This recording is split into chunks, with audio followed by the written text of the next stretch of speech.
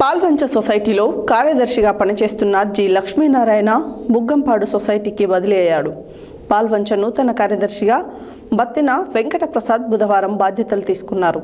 ఈ సందర్భంగా కొత్వాలతో పాటు పాలకవర్గం సభ్యులు, సిబ్బంది లక్ష్మీనారాయణను శాలువా, బొకేలతో సన్మానించారు.